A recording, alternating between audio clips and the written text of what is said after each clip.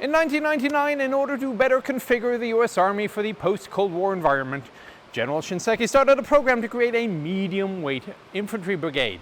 The idea was to take a light infantry brigade and give it a bit more mobility, perhaps a little bit of armor.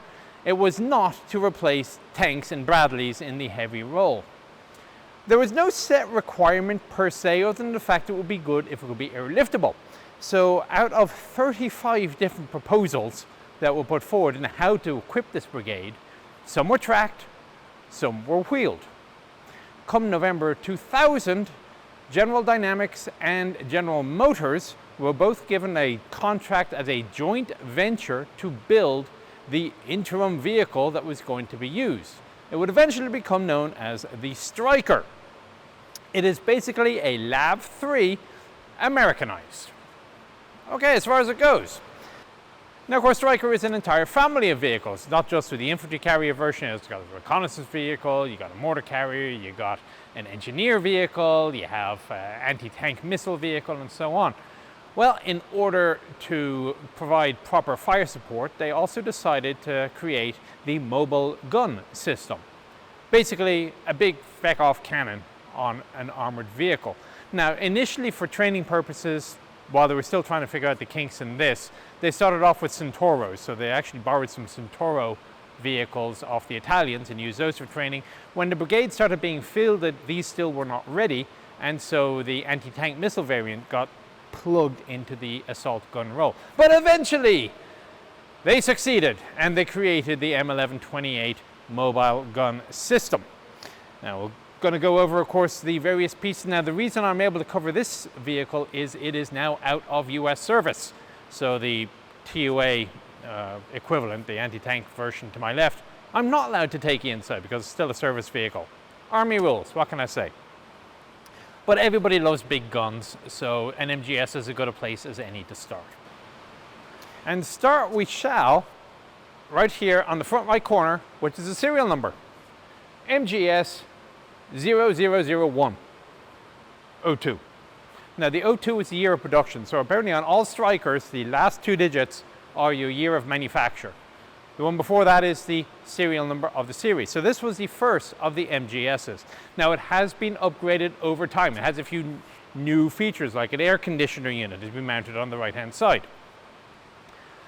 But generally speaking, we are looking at an older MGS upgraded. And if you want to start the tour at the front, because where else would you start? We'll start off on the front right corner with this protective bar around the lights. Now the lights, you got your turn signals, you got a distance light, you have a blackout light, and the service lights have a latch that you can remove the lens, which, let's take it off here, clear lens, and you can replace it with an IR lens if you so desire. Now actually doing that is not particularly necessary because you see front and center of the vehicle the infrared imager, or not imager, the camera, for the forward-looking infrared system. That said, you probably still want it because if you got a guy sticking his head up with a set of PVS-14s, the image intensifier that was standard of the era, the thermal imager doesn't help you. The infrared beams do. So you had that advantage. Anyway, as we keep going over, down here you're going to have some mounting points for your towing hooks or tie-down points, so you have them over here as well for when you're flat carring these things around the country. I have no idea what's under here. I can't get it open. That's interesting. If I didn't know better, I'd say this is a GPS antenna.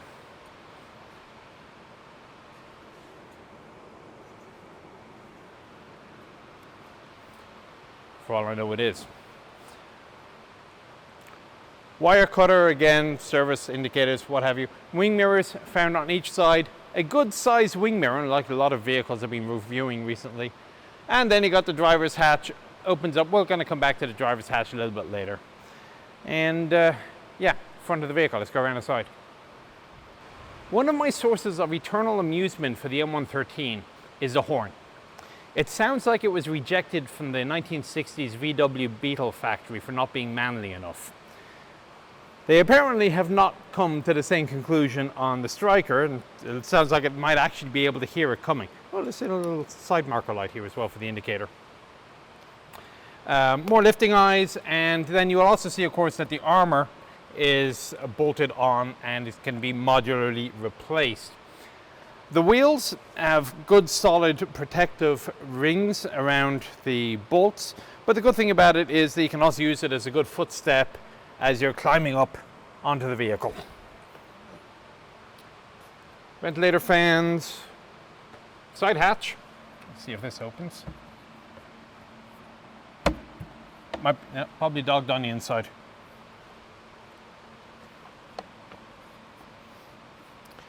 Tied down with a zip tie. Oh, come on.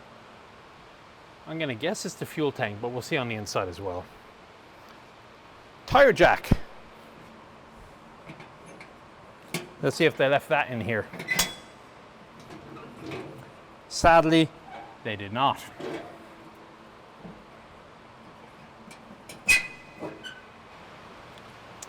Eight wheels, of course, the front pair of axles will steer, the last pair will not. Totally independent suspension, as you would expect for a modern vehicle. The springs are enclosed in struts.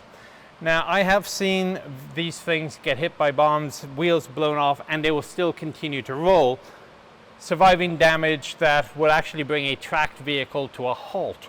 So there you have your level of advantage versus disadvantage for wheels versus track. Now, it is possible to get a tracked Stryker. I don't know if anybody's actually bought it. I don't think anybody has. It seems a bit pointless to me, but they're trying. But the advantage to a wheeled vehicle, well, you've got several of them. Firstly, it's a lot faster than a tracked vehicle. It's more comfortable than a tracked vehicle. It's quieter than a tracked vehicle. It's more fuel efficient than a tracked vehicle. It's easier to maintain than a tracked vehicle. Downside is cross-country and obstacle clearing capability. Now, a little piece of trivia, if you haven't heard it already, is that the ground pressure of a wheeled vehicle is basically whatever it is in the tire. So on your family car, let's say it's set for 42 psi, that is pretty much what the ground pressure is against the road.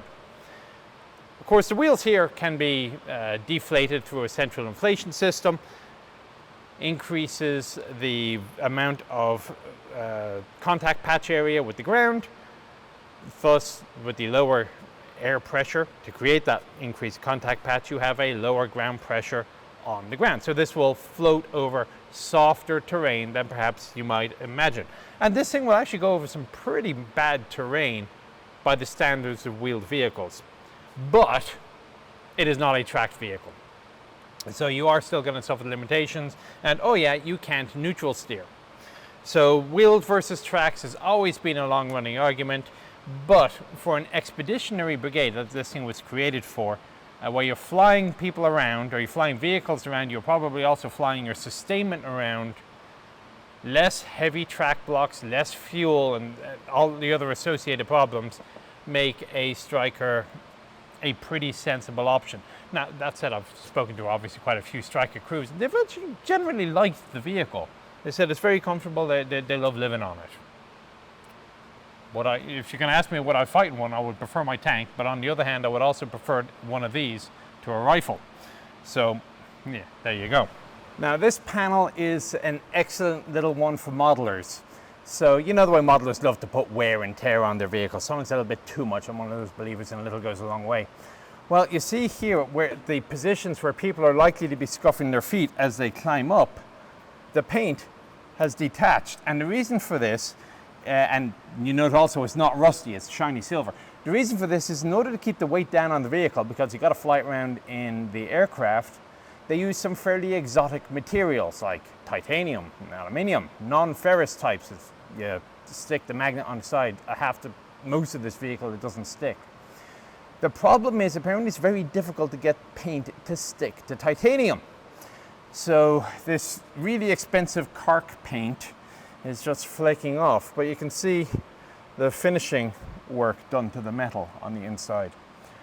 But this applies to pretty much all the wear surfaces, so all the corners of anywhere that anybody is likely to stand. It's bright silver. Bit of storage around the back. See, they've put some ammo cans in here, why not? Fuel cans and cleaning rods. Squeezing myself around the back here between the S tank and the MGS, a little autoloader corner here. Let's see what we got. Well, this looks a lot more like a fuel tank. So one of the things I asked for before I started recording this was the dash 10, the instruction manual for this vehicle. Apparently they didn't have one. So a fuel tank with the strainer, little vent here. All very good. Little, again, side marker light, antenna, rear tail light. This is hollow, but it must be, maybe it's the fuel tank. And then you get to the hatch for the replenisher, which they have zip tied. Oh, come on. Okay, we're going to leave the back for a little later. Maybe we can get it. Okay, infantry phone. That would seem to be an important feature in a vehicle designed for this role. And sure enough, tied down is an old-fashioned handset, push to talk, and you're on the intercom system.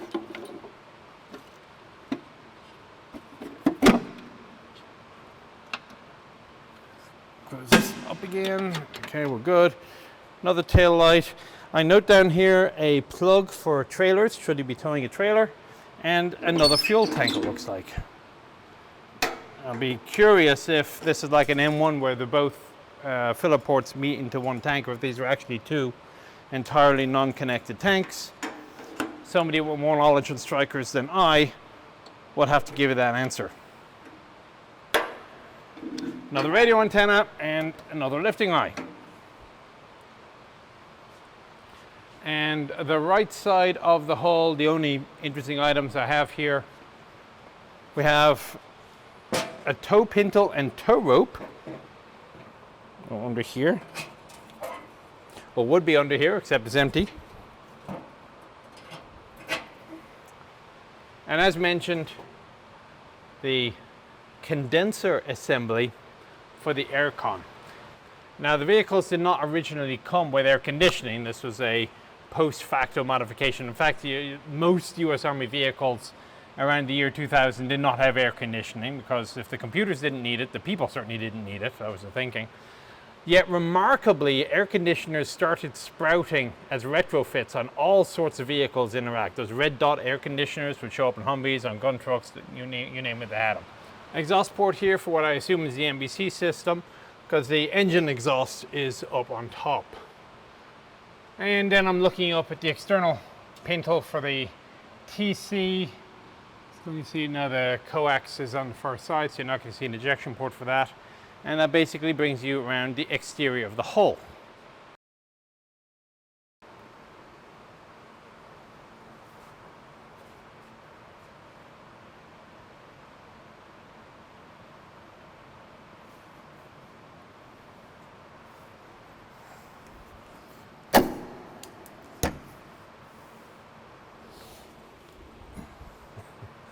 Don't worry, I got permission.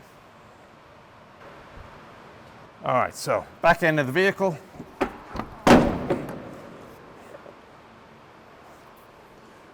And this gets us to the replenisher.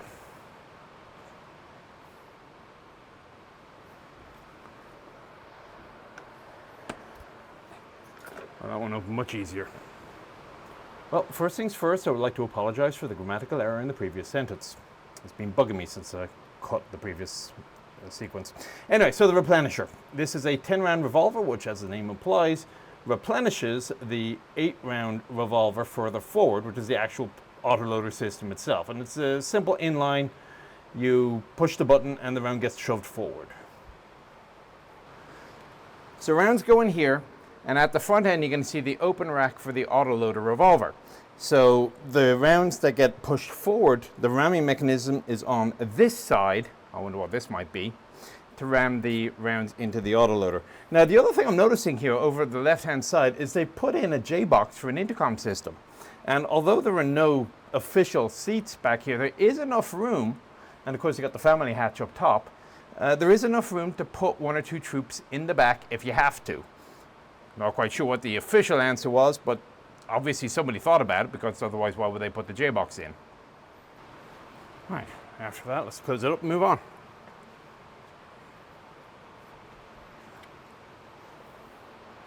Interesting, this door has a handle for opening and closing from the inside as well. So I guess if you had to, you could spin the turret and evacuate at the back door. All 3 personnel could, in theory, although it would be really awkward, get out through here.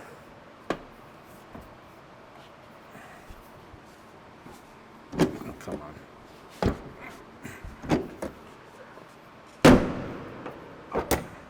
There we go. I hate slamming museum pieces. Providing the mobility to all this is the engine. And before I open up the hood, you're probably looking behind me at the background trying to figure out every single individual piece. Now, something I forgot to mention at the beginning is where the devil I am. And that is at the National Armor and Cavalry Collection in Fort Moore, Georgia, where they have a few armored vehicles you might be interested in. I've obviously covered a number of them here before, and there are many more for me to come back to and cover again in the future, as long as I don't annoy anybody too much and they don't let me back. So far, so good. All right, engine deck. The entire front right corner, so I'm sitting on the driver's hatch right now. Everything to the right of that is engine. And of course, because they went and put the gun over the top, there's only so much engine I can show you. However, there are 2 latches, simple latches, holding down the hood, and they are on pistons, so it's actually very, very light and easy for me to lift this up. And you can see the Caterpillar C7. It's a turbo diesel, cranks at about 350 horsepower, and with the fuel capacity of about 56 gallons, the whole vehicle will go on or about 340 miles. Not too bad for 56 gallons, because I'm looking at 500 gallons for my M1 to go more or less the same distance, if not a little bit less. So again, score 1 for the wheeled diesel. Of course, being a Caterpillar, it is painted yellow. I don't know what it is about Caterpillar diesels, they're always yellow. And it's pretty easy to access most anything you're looking for. I mean, there's a dipstick here. Radiator, of course, is going to be behind it. I'm not going to be able to open that one up. Transmission is that at the front right? I'm not quite sure where the transmission is, actually. That's got to be behind as well, actually.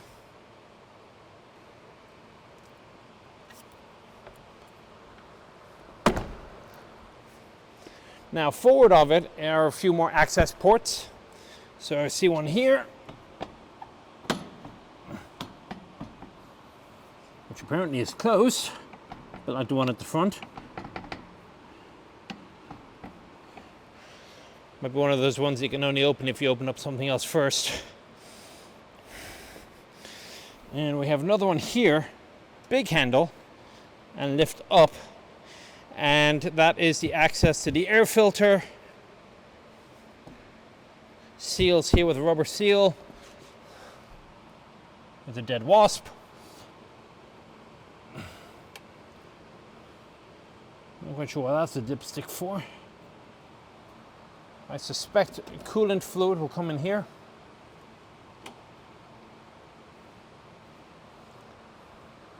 Of course, the exhaust and airflow for the cooling.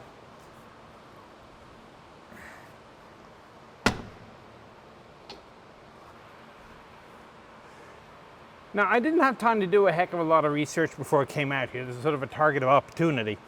But the more I'm climbing around on the deck of this thing, the more I'm realizing just how easy it is to access things, to maintain it. So you saw how easy it was from an open hood or the air cleaner. To access under here, there is a spring-loaded handle on the far end, and you simply lift up.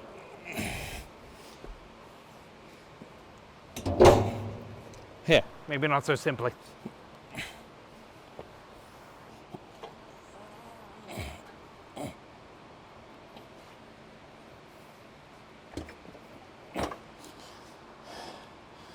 And we see the radiators.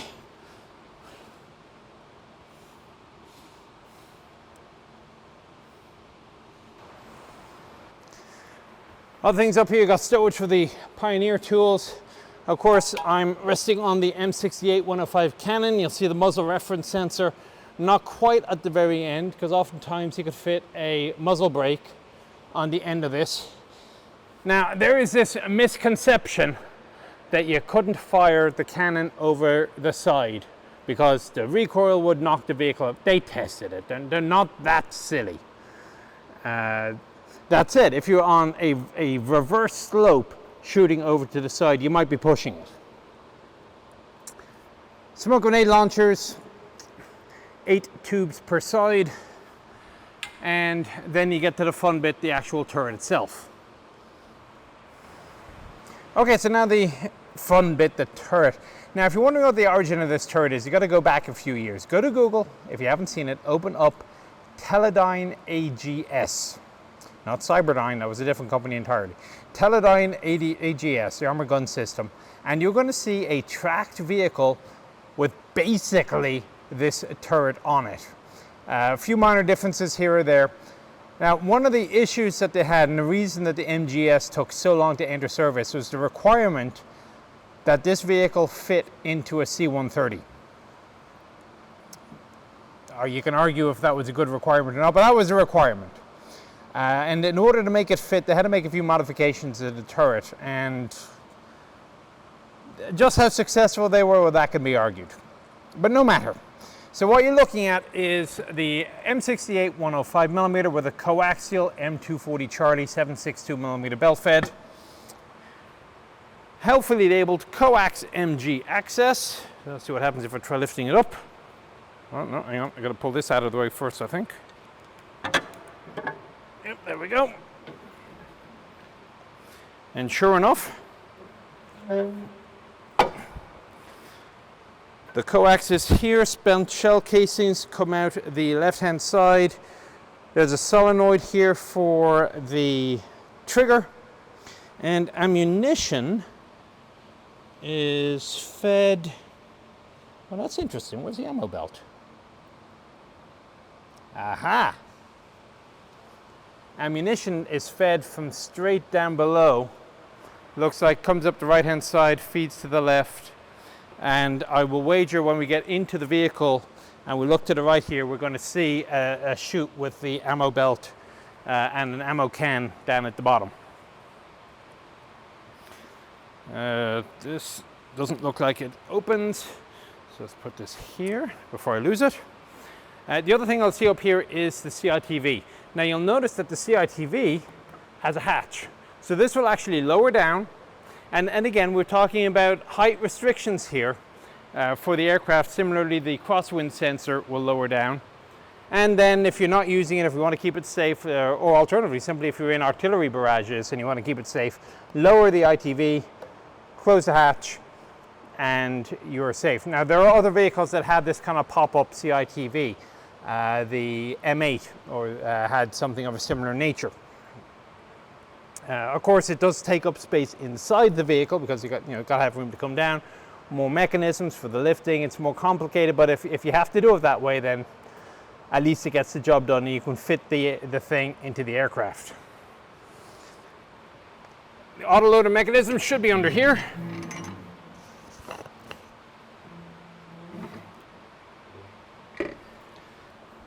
And this again is where we see one of the differences or the unique features of this turret, because most autoloaders, the carousel is somewhere in the same vicinity as the gun.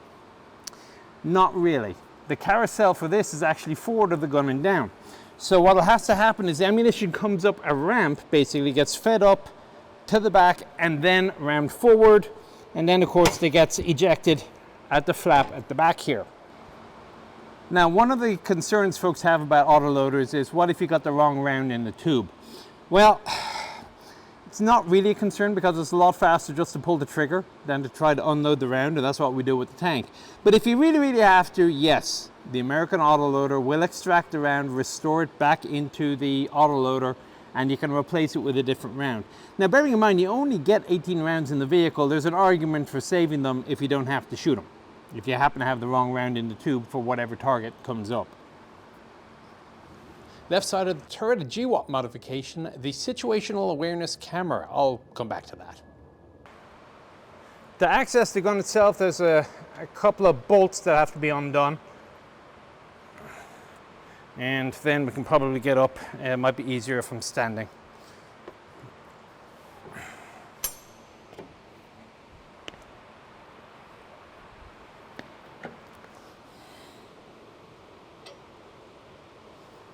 There we go. And we see the back end of the M68. It's kind of curious what's on the front here as well while I'm standing up here.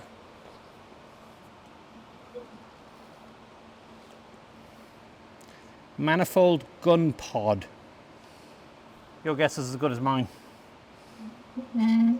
That should be bolted down. It's not.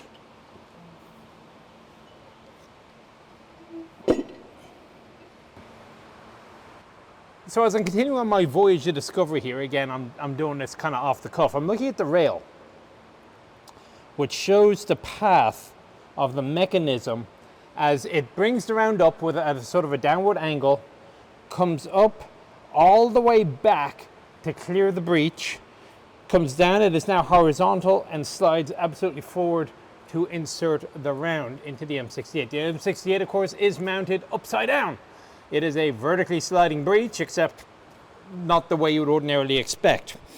The other thing I'm noticing on the 240 Charlie is it's actually mounted at a slight tilt to the right. And I presume it has done this to allow the ammunition feed to come up a little bit more smoothly from directly beneath. At the back, the wind sensor, as I say, will fold horizontally very simply into a mounting point here where it gets strapped down with a couple of tie downs. Let's put this back up. I'm sure they always like me to leave vehicles as I find them.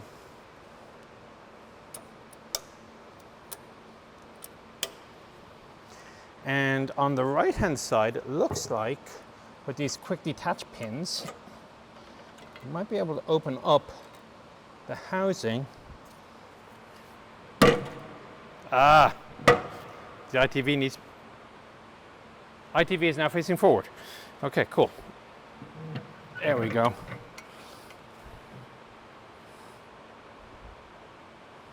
It folds backwards. It doesn't go down. It rotates 90 degrees towards the back, and then this gap, it gets filled in by the hatch. CPV sensor and deployment assembly. Commander's periscope viewer, I guess, is the official term.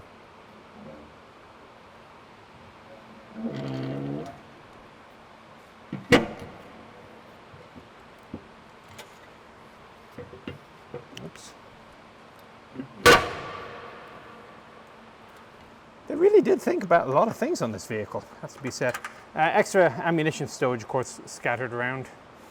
And, well, then you get to the positions. Right, the next thing to do is to get inside. Now, I went and I left my lights on the ground outside the vehicle, so this is probably a good stopping point for the end of part one, and I will talk to you then in about a week from the National Armour and Cavalry collection. All right, talk to you then. Take care. Post-Cold War world. General Shinseki, post-Cold War world. General Shinseki started a program to create an interim fleet, medium. In 1999, in order to better configure the US military for the US Army, how many times do I need to do this? Did I even press record?